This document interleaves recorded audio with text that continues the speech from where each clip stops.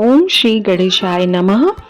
आप सभी को गणेश चतुर्थी की बहुत सारी शुभकामनाएं। आज की इस वीडियो में हम सुनेंगे गणेश चतुर्थी से संबंधित 4 पौराणिक कथाएं। इन कथाओं का श्रवण मात्र से ऐसी मान्यता है कि सारे जो संकट होते हैं, विशेषकर जिनके घर में कोई मांगलिक कार्य वगैरह नहीं हो रहे हैं, काफ़ी समय से उनके घर में दुख दरिद्रता का वास है, उनको इस कथा का श्रवण अवश्य करना चाहिए। प्रत्येक मास की चतुर्थी तिथि को व्रत की कथा अवश्य सुने। तो आइए सुनते हैं सबसे पहले पहली व्रत कथा। ये बहुत ही प्रचलित व्रत कथा है, तो पौराणिक प्रचलित व्रत कथाओं में से एक मैं इसको आप सभी को सुनाने जा रही हूँ। तो सबसे पहले आप अपने हाथों के बीच में से गड्ढा बनाते हुए उसमें कुछ गुड़हल के फूल, अक्षत और कुछ धन आप उसमें लेकर इस व्रत को सुनिएगा। पौराणिक एवं प्रचलित श्री गणेश जी की कथा के अनुसार एक बार देवता कई विपदाओं से घिर गए थे। तब वह मदद मांगने के लिए भगवान शिव के पास आ गए। उस समय भगवान शिव भगवान कार्तिकेय और गणेश जी के साथ बैठे हुए थे। देवताओं की बात सुनकर शिव जी ने कार्तिकेय व गणेश जी से पूछा कि तुम में से कौन देवताओं के कष्टों के निवारण कर सकता है। तब कार्तिकेय व गणेश जी ने दोनों ने ही अपने आप को सक्षम बताया कि हम दोनों ही ऐसे हैं जो देवताओं की विपदा को दूर कर सकते हैं। भगवान शिव के ने सोचा कि चलो मैं इन दोनों की परीक्षा ले लेता हूँ। और भगवान शिव ने परीक्षा लेने के लिए कहा कि तुम में से जो भी पृथ्वी के परिक्रमा 7 बार लगा कर आएगा वही देवताओं की मदद के लिए जाएगा। भगवान शिव के मुंह से इस प्रकार के वचन सुनते ही कार्तिकेय अपने वाहन मोर पर बैठकर पृथ्वी की परिक्रमा के लिए निकल गए। परंतु गणेश जी सोच में पड़ गए कि वह चूहे के ऊपर चढ़कर सारी पृथ्वी की परिक्रमा करेंगे तो इस प्रकार से तो बहुत समय लग जाएगा। तभी उन्हें एक उपाय सूझा। गणेश अपने स्थान से उठे और अपने माता पिता यानी भगवती और भगवान शिव को एक साथ बैठाकर उनकी 7 परिक्रमा करके वापस बैठ गए। परिक्रमा करके लौटने के बाद कार्तिकेय भगवान अपने आप को विजेता बताने लगे। तब शिव जी ने श्री गणेश से पृथ्वी के परिक्रमा न करने का कारण पूछा। तब गणेश जी ने कहा, माता पिता के चरणों में ही समस्त लोक है। यह सुनकर भगवान शिव ने गणेश जी को देवताओं के संकट दूर करने की आज्ञा दे दी।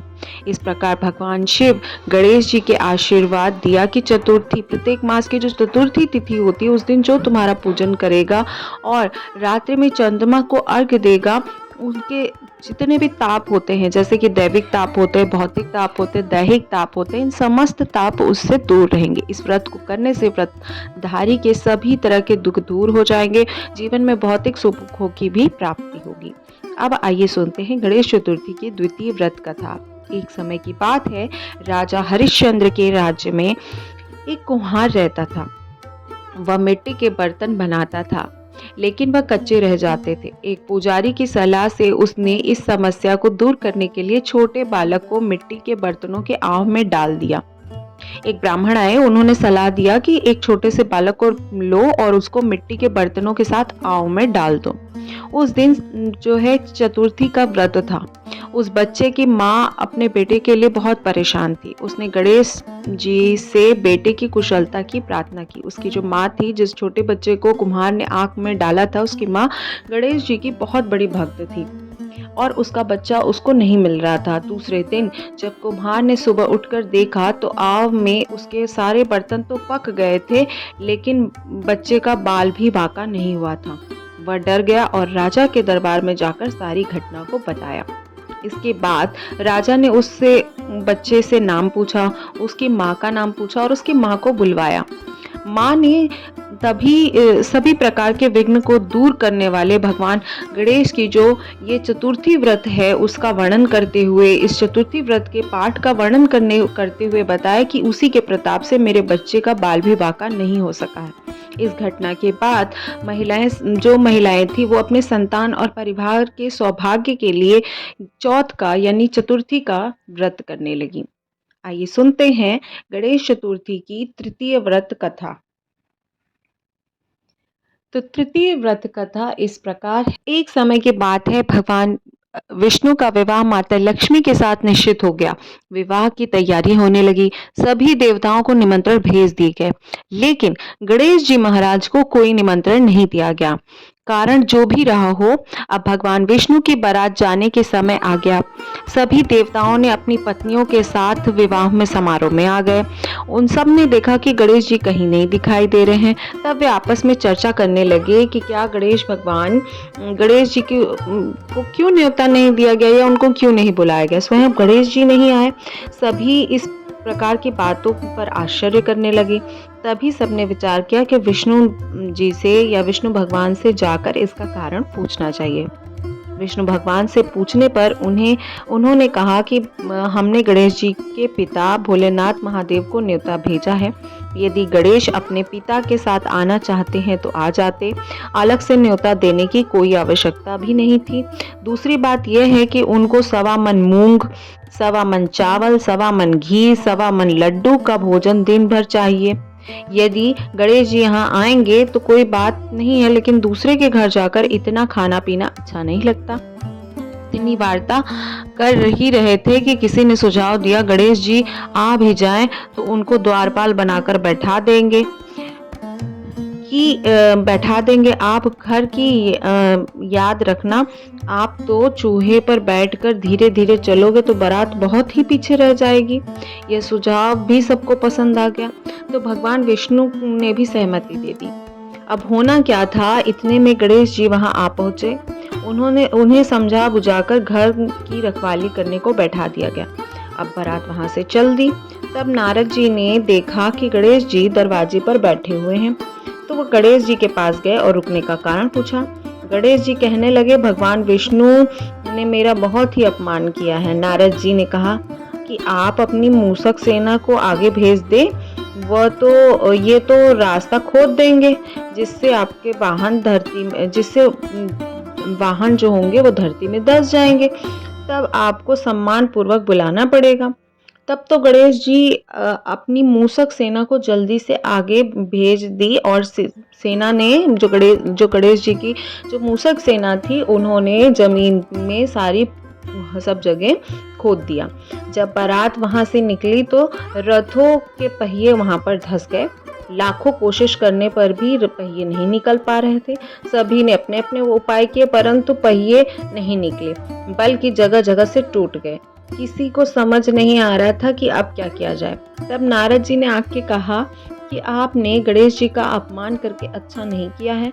यदि उन्हें मना कर लाया जाए तो कार्य सिद्ध हो सकता है और संकट टल भी सकता है। भगवान शंकर ने अपने दूत नंदी को भेजा और गणेश जी को लेकर आने को कहा।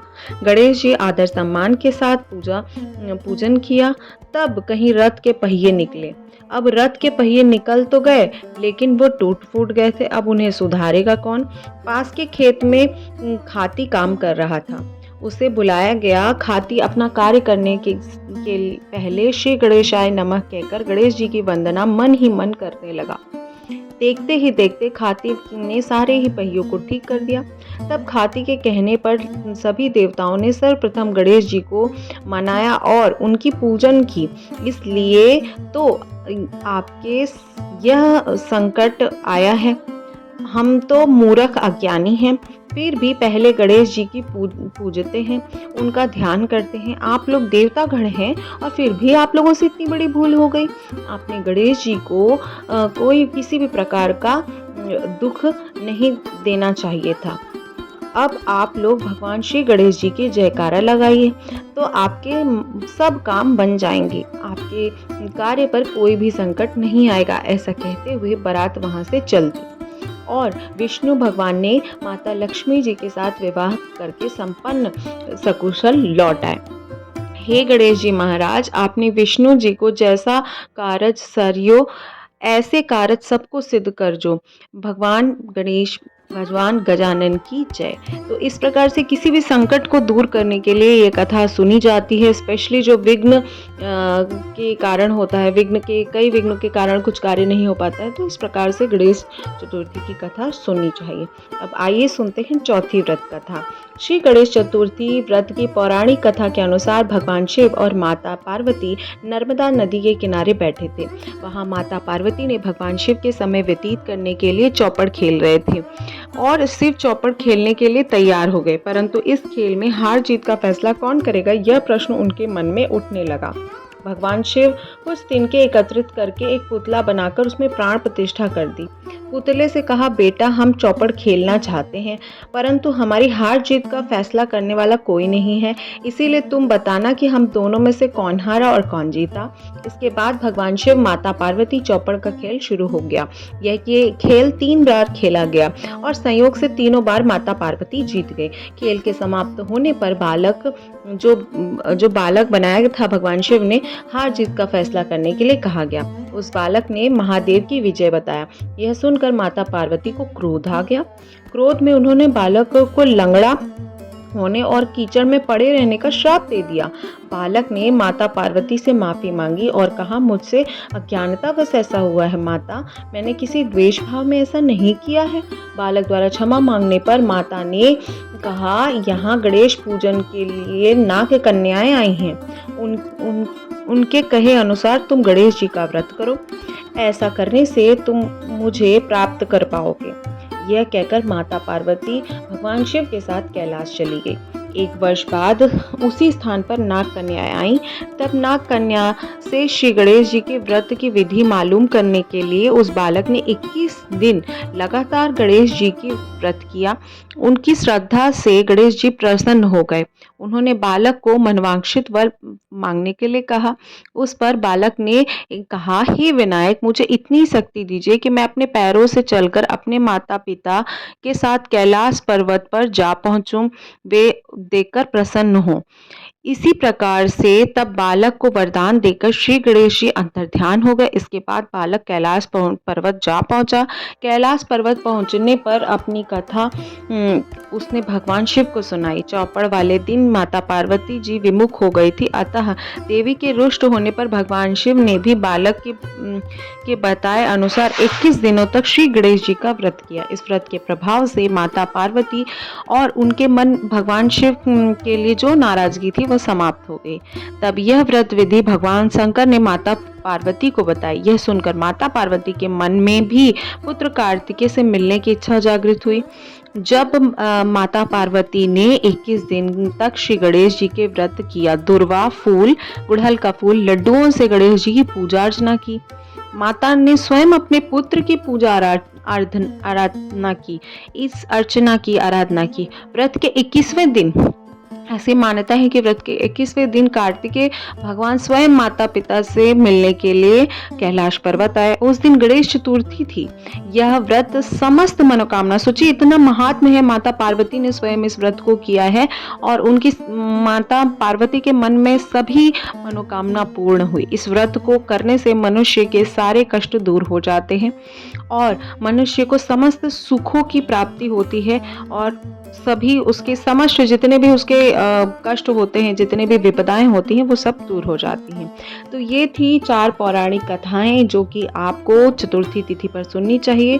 जो आपने हाथ में अक्षत लिया है, फूल लिया है और जो पैसे लिए होंगे, पैसे आप मंदिर में दान कर सकते हैं और साथ ही साथ जो फूल है और जो अक्षत है वो घर के क्यारी में या गमलों में आप डाल सकते हैं।